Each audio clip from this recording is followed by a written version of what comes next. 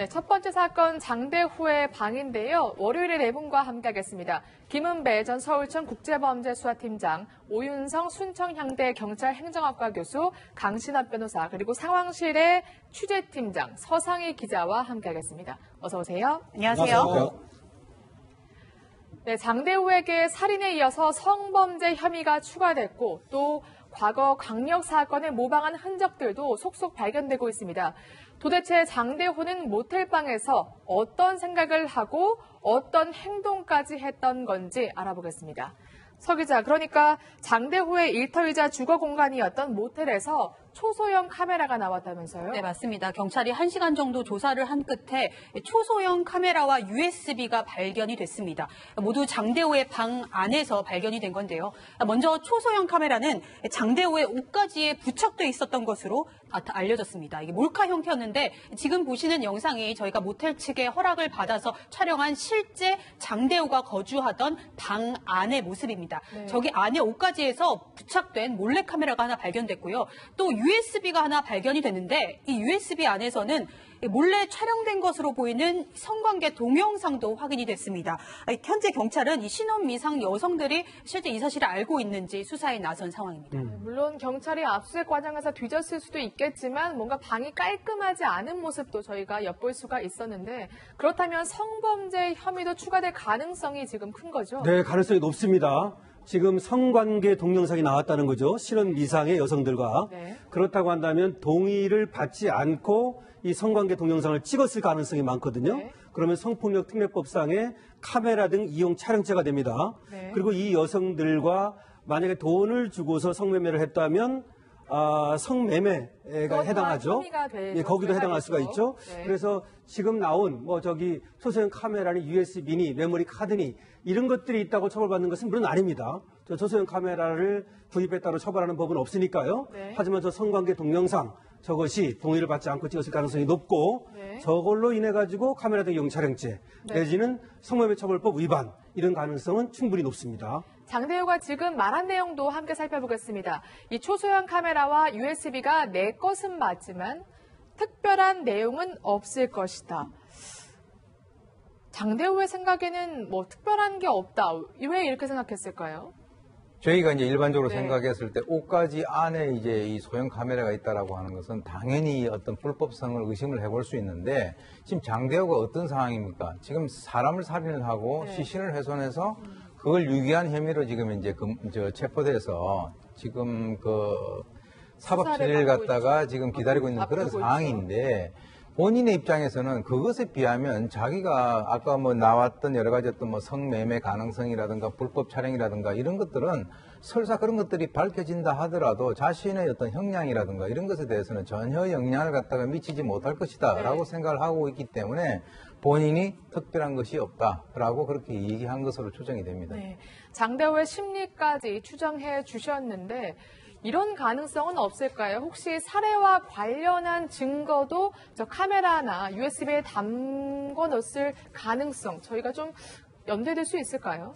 가능성이 있는 거죠. 지금 네. 보면은 경찰에서 정식적으로 압수영장을 받아서 방을 시작을 했어요. 하는 과정에서 몰래카메라가 발견이 됐고 또 그리고 USB도 발견이 됐어요. 근데 USB를 확인해 보니까 거기에 아까 변호사님 말씀하신 대로 다수 여성과 함께 성관계하는 거. 그게 이제 강제를 했다면 성폭력인 거고 돈을 줬다면 성매매인데 요거는 이제 거기에 나와 있던 여성들을 확보해야만이 성매매인지 성폭력인지 확인할 수 있는 거고 네. 또 하나 뭐냐면은 지금 그 모텔에 있는 CCTV 삭제를 했어요. 네. 판명했기 때문에 거기에 대한 것은 이제 디지털 포렌식으로 찾게 되면은 네. 어느 정도 유곽이 나오는 거고 혹시 저 성향으로 봐서는 살해한 후에도 그 범죄를 본인이 몰래카메라로 찍을 수도 있지 않겠냐. 네. 이렇기 때문에 경찰에서는 압수수색도 하지만은 혹시 삭제된 영상 아니면은 그 USB를 심층 분석해가지고 또 다른 범죄를 아니면 또한 범죄의 증거를 확보할 수 있을 것 같아요. 네. 삭제한 영상이 무엇이 있는지 반드시 밝혀내야 할 것으로 보이는데 또 하나 장대호는 쉬는 시간에 방 안에서 인터넷을 자주 했다고 하는데요. 여기서는 모방 범죄 흔적이 발견됐습니다. 3년 전 조성호 사건이 발생했을 때 장대호가 아주 의미심장한 이야기를 했다면서요. 당시에도 아마 이 모텔방에서 온라인 커뮤니티에 글을 올린 것으로 추정됩니다. 실제로 장대호가 이 3년 전에 올렸던 글을 취재진이 확인할 수 있었는데요. 네. 그런데 이 조성호 사건, 그러니까 동거하던 남성을 잔인하게 시신을 훼손하는 이 사건을 관련해서 동조하는 듯한 글을 올렸습니다. 지금 보시는 이 영상인데요. 목격자가 없어서 응징할 수 있었다면 나도 똑같이 범행을 저질렀을 거다. 누군가로부터 수차례 괴롭힘을 당하다가 더 이상 참을 수 없을 때 스스로 정의를 행사한 경우 이 사건은 도의적인 무죄라고 본다, 이렇게 글을 남긴 겁니다. 실제로 경찰 출석이나 영장 심사를 받으러 갈 때도 자신은 죄가 없다, 반성하지 않는다, 이렇게 말한 것과 3년 전에 비슷한 살인 사건에 자신의 의견을 밝힌 것이 너무나 유사한 형태인 것이죠. 네, 지금 팀장님 살펴보면 실제로 조성호 사건과 장대호 사건이 굉장히 비슷한 점이 많긴 많아요. 비슷하죠. 조성호가 그 지인이 모욕을 줬다고 그래가지고 네. 살해한 후에 시신을 손괴를 했어요. 네. 그런 다음에 렌트카를 이용해가지고 대부도 주변에다가 시신을 유기했단 말입니다. 네. 그런데 지금 저 강대호도 자기를 무시했어요. 그러니까 자기가 숙박비를 안 준다든지 욕을 했다든지 반발했고 네. 그런 상황이기 때문에 살해를 했어요. 그 다음에 시신을 손괴를 했어요. 그리고 그거를 전기 자전거를 이용해서 한강에 버렸어요. 그러니까 그 앞서 조성호 범죄하고 지금 강대호가 하는 범죄가 거의 유사하지 않습니까? 네. 장소하고 시간만 틀릴 뿐이지 수법이 동일하다. 그렇다 보면은 은연중에 아니면 무의식적으로라도 조성호 사건에 대해서 어떤 뭐라 그러죠? 그걸 갖다가 감정이입이라고 하나요? 감정이입이라고 할 수도 있겠지만은 네. 모방 범죄로서의 자기 투영이 된 거 아닌가 네. 그렇게 보시면 될 것 같아요. 네, 정말 장대호의 범행 동기와 수법이 조성호 사건과 굉장히 비슷하고 또 장대호가 프로파일러에게 이런 얘기를 했다고 합니다. 나는 남을 괴롭히지 않는다. 하지만 남이 나를 괴롭히면 배로 갚아준다. 뭔가 피해자나 누군가 자신을 뭔가 해치려 하거나 뭔가 피해를 줬을 때 거기에 대해 반발하는 심리가 조성호와도 굉장히 유사한 것 같아요. 네, 그렇습니다. 지금 네. 이제 본인은 이제 평소에 다른 사람들하고의 어떤 마찰이라든가 이런 것들은 별로 없었다라고 그래요. 그리고 이제 모텔이나 이런 주위에 있는 사람들의 증언에 의하면 솔선수범하고 성실하고 이런 사람이었다라고 네. 하는데 우리가 이제 조알의 창이론이라고 하는 것을 보게 되면은 자기는 아는데 다른 사람들은 모르는 자기가 있거든요. 네. 그러니까 어떤 그 분노 감정을 임계치까지 올려놓고 그것을 누군가가 건드리게 되면은 자기는 그것에 대해서 즉각적으로 보복을 하겠다라고 하는 그런 생각을 평상시에 항상 갖고 있을 가능성이 크고요. 네. 이번에 이제 수사를 받으면서 프로파일러들하고의 어떤 대화에서도 네. 그런 얘기를 했습니다. 나는 남을 건드리지 않지만 남이 나를 건드리면 거기에 대해서는 보복을 갖다 몇 배로 해서 나는 갚아줄 사람이다라고 하는 것을 봐서는 이 사람은 겉으로 봐가지고는 잘 우리가 알 수 없지만 속으로 들어가 보면 아까 조성호 사건과 같이 자기가 감정이입을 해가지고 나도 저런 상황이 되면 저렇게 하겠다라고 늘 생각을 해왔던 그런 여러 가지 어떤 정황들이 관찰되고 있다 이렇게 보입니다. 네. 정말 장대호의 이런 본 모습이 겉으론 드러나지 않았지만 그가 온라인 커뮤니티에 올린 글을 보면 정말 하나둘 드러나게 되는데 또 하나 충격적인 글이 있더라고요. 성폭행 사건에 대한 글인데요. 네. 이 사람이 이제 온라인 커뮤니티에 많은 어떤 충고라든가 상담 이런 식으로 글을 올렸습니다.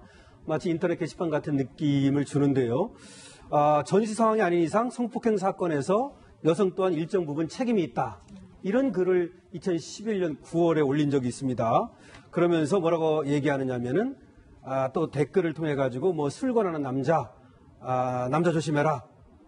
이런 얘기를 하면서 남자는 모두가 믿을 수 없다. 이런 얘기입니다. 그래서 알코올이 있고 남자가 있는 곳에 야간 참석은 피해라. 이런 얘기를 쓴 적이 있고요. 같은 해 11월에는 말이죠. 또 이제 여름철에 안전고리 이거 이제 해놓고 문을 살짝 열어놓은 경우가 있는데 현관에 말이죠. 이렇게 해가지고는 박스 접어서 네. 바로 이걸 딸 수 있다. 네. 그러니까 위험하다. 그런 경우 그리고 만약에 문제가 생기면 50% 정도는 이 피해자한테 과실이 있는 거다. 이렇게 썼거든요. 네. 자, 이걸 잠깐 분석해 보면요. 일단 장대호는 말이죠. 상당히 자신을 위에 놓고 다른 사람들에게 충고하거나 마치 경고를 하는 듯한 그런 생각을 갖고 있습니다. 그래서 아까도 얘기했지만은 마치 나는 착한 사람이지만 누가 나를 건드리면은 가만두지 않는다. 이거는 그 속에 폭력성이 굉장히 많이 들어있다는 거고 좀 나쁘게 말하면 악마적 근성이 들어있다는 것이죠. 그러니까 법 질서 의식이 전혀 없는 것이고 실제로 위험한 사람들은 저런 사람이 위험한 겁니다. 그러니까 어떤 나에 대해서 누군가가 물론 이제 가해를 했을 때 그것을 항의를 한다든지 법을 통해서 해결하는 것은 문제되지 않는다. 그런데 내가 징치하겠다.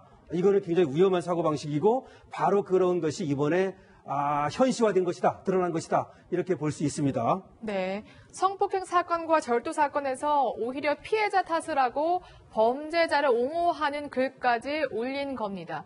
그렇다면 고유정 사건에서도 보통 사람과는 좀 다른 생각을 했을 수도 있겠다 이런 생각이 드는데요. 물론 이제 고유정 사건 같은 네. 경우는 계획 범죄고 지금 이제 본인 같은 경우는 우발적 성격이 강하긴 합니다만 실제로 일단 그 어떤 살인 행위를 하고 난 이후에 경찰에 자수를 하지 않는다면 그것은 완전 범죄를 하기 위해서 증거인멸을 위해서 시신을 훼손하고 유기하는 그런 수순으로 간 것인데요. 네. 사실 이제 시신을 훼손한다라고 하는 것은 보통 사람들의 입장에서는 매우 스트레스를 받는 그런 상황임에도 네. 불구하고 본인이 고유정 사건 같은 것이 많이 그동안에 한 석 달 동안 계속적으로 보도가 되지 않았습니까? 그러니까 나뿐만 아니라 다른 사람들도 저런 방법을 통해서 자신의 완전 범죄를 추구한다라고 하는 그런 어떤 그 동질감 같은 네. 것을 느꼈을 가능성이 상당히 크다. 그래서 이제 언론이 많은 이런 보도를 안 할 수는 없지만 쭉 하고 있는 가운데서 곳곳에 있는 그 숨겨져 있는 악마들이 이와 유사한 생각을 할 수 있는 그런 가능성을 우리가 배제를 할 수가 없다라고 봅니다. 네. 실제로 최근에 시신 훼손 사건이 많아서 사실 저희가 보도하는 입장에서도 굉장히 조심스럽긴 하거든요.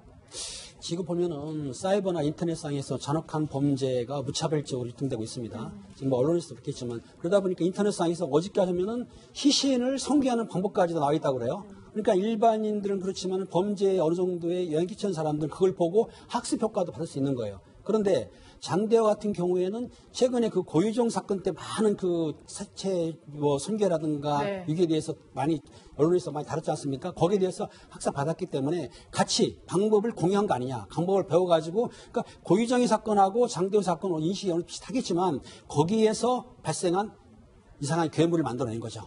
네, 저희도 사실 보도하는 측면에서 자세한 수법은 보도하지 않도록 노력하고 있거든요. 인터넷상에서도 이러한 정보가 빨리 처리되고 좀 걸러졌으면 좋겠습니다.